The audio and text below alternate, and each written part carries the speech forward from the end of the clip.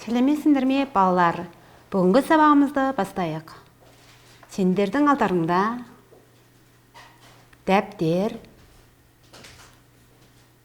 оқулық, қалам және жандарыңда сөмкелерің бар. Осы заттардан қайсысы ауыр екенін болжап көрейік. Өздерің көтеріп көріңдерші, қайсысы ауыр екен? Мұғалімдерің ең ауырын сөмке деп ойлады.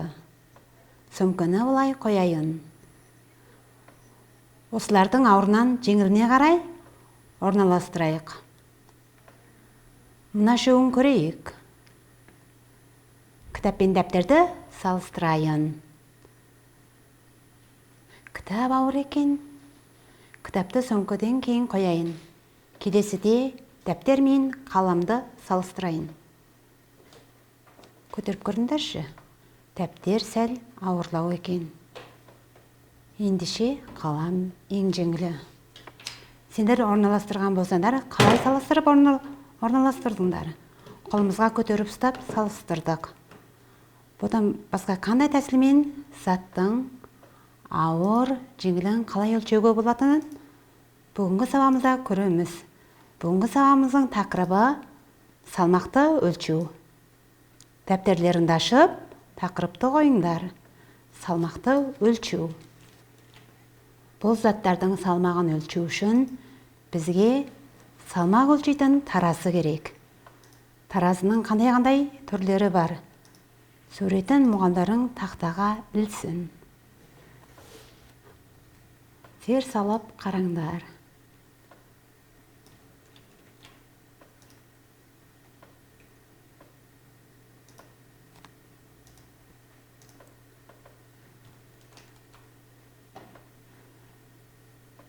Мынадай түрлері болады екен. Мынадан да үлкендері де бар. Түрлері өте көп. Таразының сан өлшеміне қарайық. Кейбірінде электронды сипырлар болса, кейбірінің үстінен басқанда айналатын инесі салмағы көрсетеді. Мұнда да сондай. Өте кішкене нәрселерді өлшегенде мына таразыны пайдаланады. Көп кездесетін мынадай ілетін таразылар да болады. Жүкті ілмегіне іліп, үстінен көтергенде ине айналып салмағын көрсетеді. Табағы бар таразы да болады. Бұл да салмақты ине көрсеткішпен көрсетеді. Мынаған зер салайық. Қазір бұл таразы өте сирек кездеседі. Үстіндегі тасқа қарайық. 5 килограмм, 2 килограмм. Бұл заттың салмағын өлшеуге арналған тастар екен. Ендеше заттың салмағын өлшеу үшін мынандай таразыларды да пайдалануға болады екен.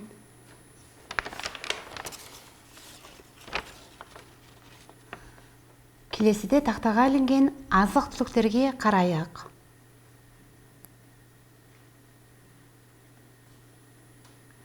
Ненің суреті? Күріш, ұн,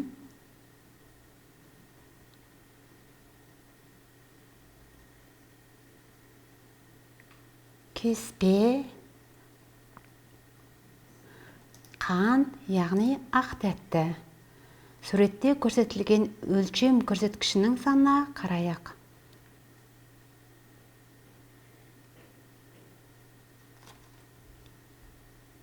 Күріштің салмағы 5 килограмм. Мұғалімдерің дөңгелектеп көрсетсін. Ұнды 2 килограмм деп көрсетіпті. Кеспе болса 3 килограмм. Қант, яғни ақ тәтті 1 килограмм. Біздің сатып алатын азық-түлігімізді килограммен өлшеген. Олай болса, біздің бүгінгі салмақ өлшем бірліктерінің ең негізгісі килограмм екен. Оны килограмм деп жазады. Килограмм. Лесіп айтыңдаршы. килограмм.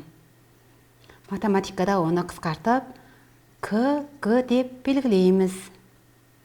Міне, бұлай белгіленеді.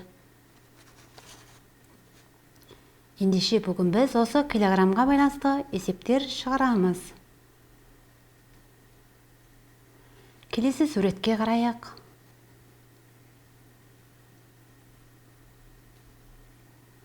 Салмақты өлшейтін тағы бір бірлік бар. Суреттегі өлшемді тауып, жақсылап байқаңдар. Ұлан-Батыр ұнының салмағы 25 килограмм. Мұғалімдерің белгілесін. 25 килограмм. Осыған есеп құрастырайық. Мұғалімдерің құрастырған есебін тақтаға ілсін. Біз өткен сабақта есеп шығарудың 5 қадамын үйренгенбіз. Осыны пайдаланып есепті шығарамыз. Есептің бірінші қадамы есептің берілуін түсініп оқу. Дүкенде 25 килограмм ұн бар еді. Оны 5 дорбаға тең бөліп салды.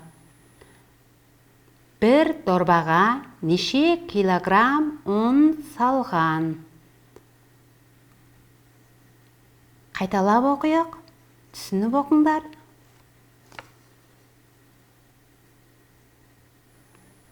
Түсініп оқыған болсаңдар, есепке белгілеу жасайық. Кесіндімен көрсетейік. Сызыңдар. 25 килограмм ұн болған. Бір ұзынды кесінді сыздым. Барлығы неше килограмм ұн еді? 25 килограмм.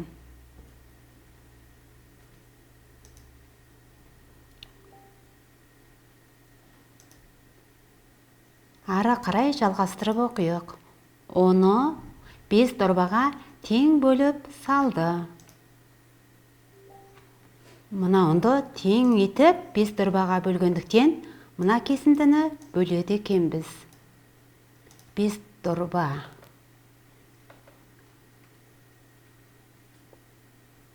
5 дорбаға тең бөлгендіктен, мұғалімдерің өлшемін бірдей етіп сызды.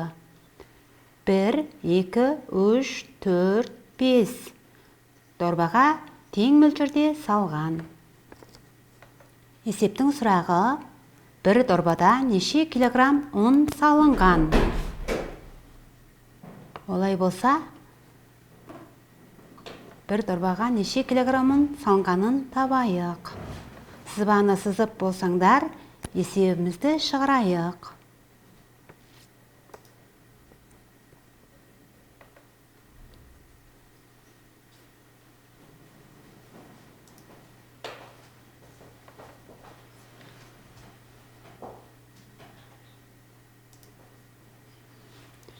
Жиырма бесті 5-ке бөлгенде 5 шығады. Балалар, бұл есептің атауы қалай болады?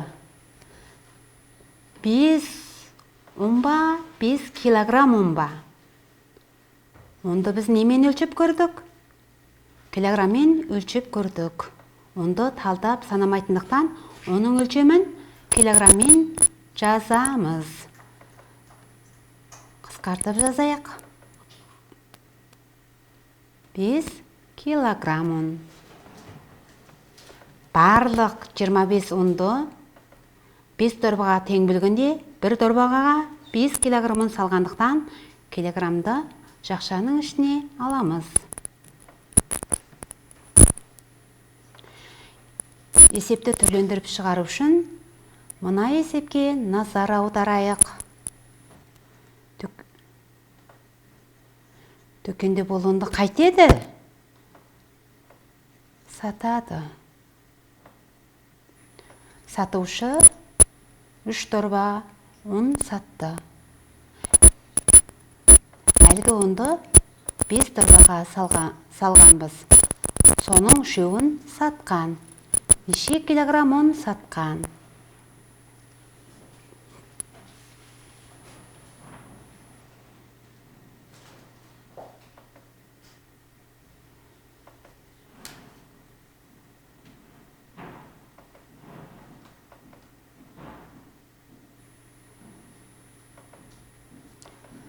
алтынғы сызбаға белгілейік.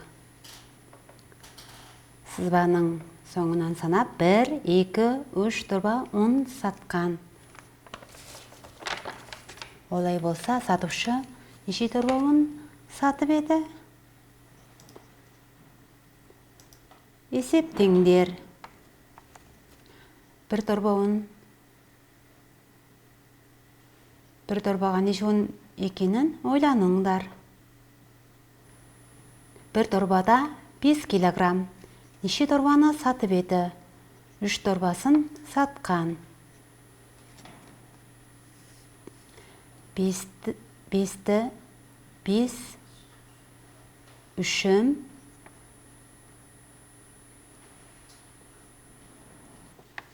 15.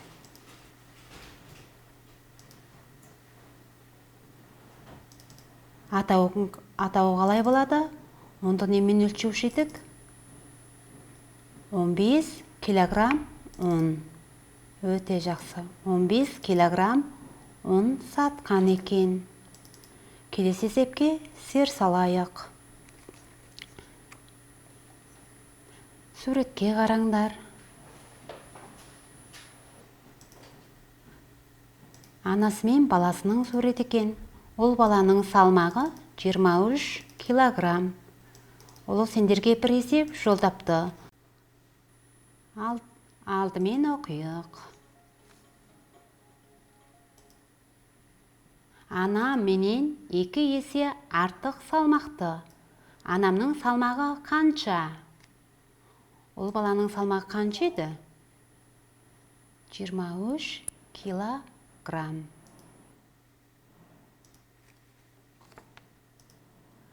Ал шешесі. Есепке қайталап қараңдар. Шеше менен 2 есе ауыр дегендіктен сызбаны қалай сызатынымызды ойланыңдар. Олдың салмағы мына болса, анасы одан 2 есе ауыр болғандықтан 2 есе ұзын деген сөз. Мұғалімдерің сызсын. Міне мынандай салмақты болса, анасының салмағы қанша болады? Есептейік.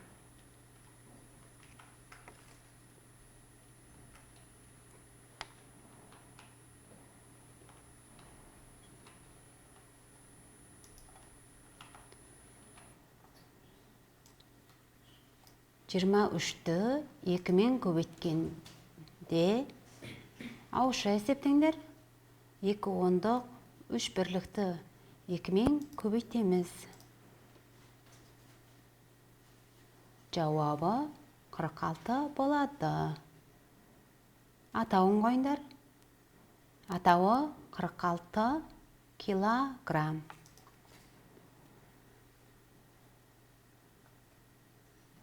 Енді барлығымыз әкесі мен қызының жолдаған есебін шығару үшін экранға қарайық. Мен әкемнен 6 есе жеңілмін. Менің салмағым қанша? Әкесінің салмағы көрсетілген. Әкесі 54 килограмм. Ендеше қызының салмағын табайық. 6 есе жеңіл болғандықтан қалай шығарамыз? Есептеңдер.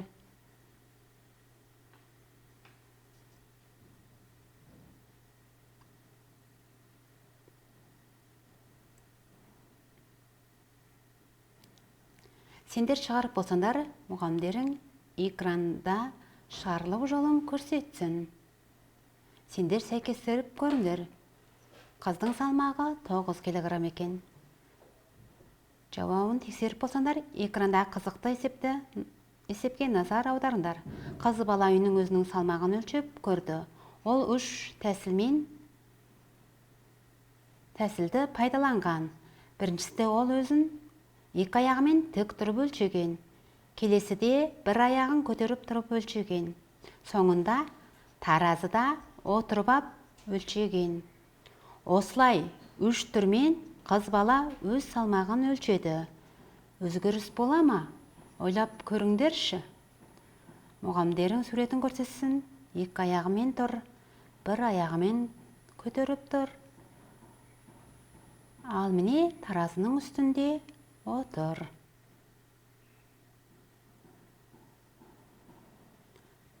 таразының көрсеткішіне қарайық.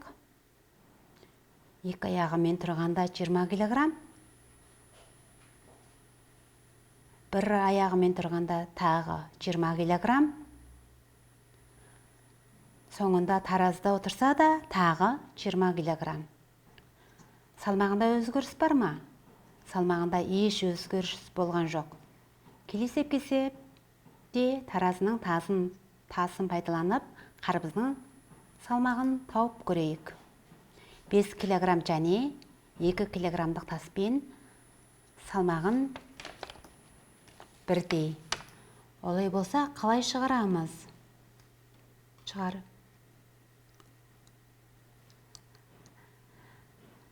Шығарып болсаңдар, мұғалімнің жауабымен сәйкестіріңдер.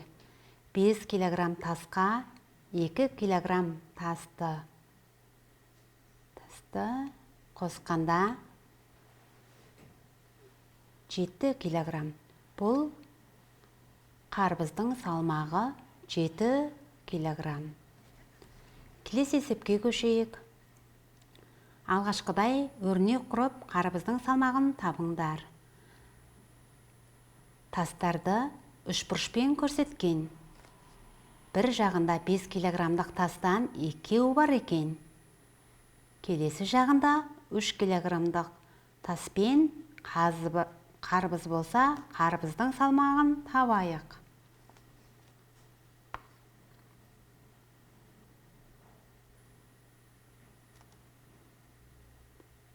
5 килограммдық таспен 2 бар болғандықтан 5 килограммға 5 килограммды қосып, оны жақшаға аламыз. Осыдан келесі жағындағы 3 килограммды алсақ, қарбыздың салмағы шығады. Есептеңдер. 5 килограммға 5 килограммды қоссақ, 10 килограмм болады. 10 килограммнан 3 килограммды алсақ, 7 килограмм шығады. Қарбыздың салмағы 7 килограмм. Мұғалімдерің үстел үстіне бір таразы қойды. Мұғалімдерің бір есеп шығартайын.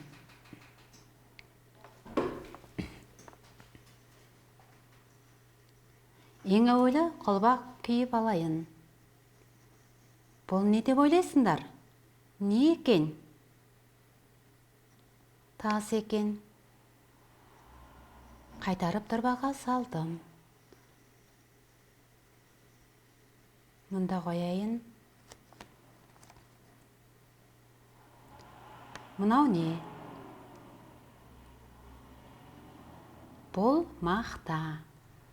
Екеуінің қайсысы ауыр? Сендер қалай ойлайсыңдар?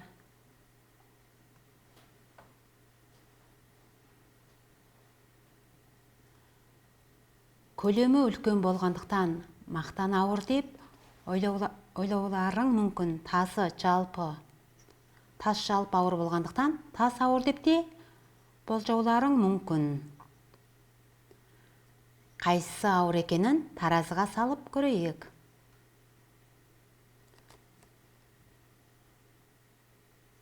Таразына тегіс жерге қою керек. Алдымен тас өлшейік.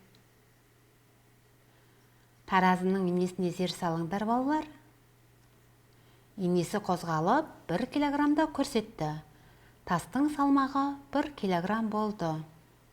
Тас ауыр деп ойлаған балалар, тастың салмағы 1 килограмм екен. Енді көлемі үлкен көрінетін мақтаны таразылап көрейік.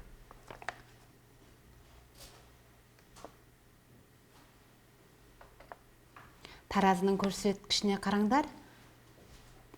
1 килограммды көрсетіп тұр. Олай болса,